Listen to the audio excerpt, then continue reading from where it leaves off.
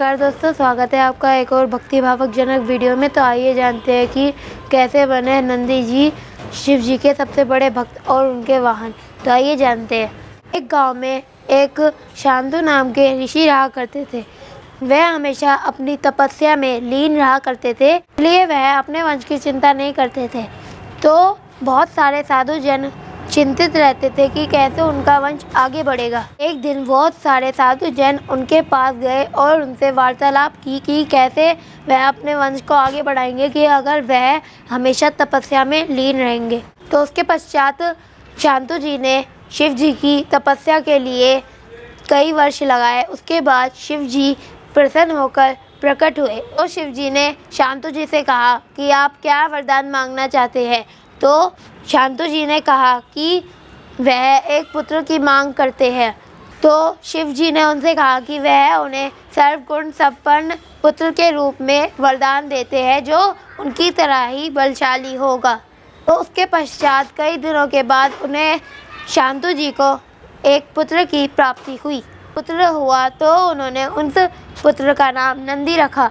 जब नंदी 14 वर्ष के हुए तो एक साधु नंदी के घर आए और उनसे भेंट मांगी।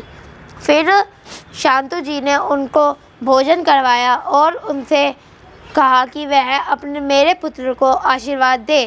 तो जब वह नंदी को आशीर्वाद देने गए तो उन्हें ज्ञात हुआ कि इस बच्चे के पास ज़्यादा आयु नहीं है, इसलिए उन्होंने शांतु को बताया। तो शांतु बहुत भावुक हो गए। तो यह बात नंदी को पता चली तो वह शांतु से कहते हैं कि शिव जी की तपस्या करेगा और उनसे लंबी आयु का वरदान मांगेगा। तो वह शिव जी की तपस्या मांगने के लिए एक पेड़ के नीचे बैठ गए। कई वर्षों की तपस्या के बाद जब शिव जी प्रकट हुए तो नंदी जी भावुक हो गए और वह भूल गए कि उनको क्या वरदान मांगना है। और नंदी जी उनसे लंबी उम्र की वरदान ना मांगकर उनके साथ रहने का वरदान मांग लेते हैं। तो शिव जी ने उनको एक बैल का रूप दिया और उनको कहा कि वह हमेशा उनका वाहन बनके उनके साथ रहेंगे। तभी से नंदी जी शिव जी के साथ पूजे जाते हैं और तभी से सारे लोग अपनी मनोकामना नंदी जी के कान में बोल देते हैं ताकि शिव जी उनकी मनोकामना सबसे पहले स्वीकार करें। तो आपने देखा दोस्तों कि कैसे नंदी जी शिव जी के सबसे बड़े भक्त और उनके वाहन बने। धन्यवाद।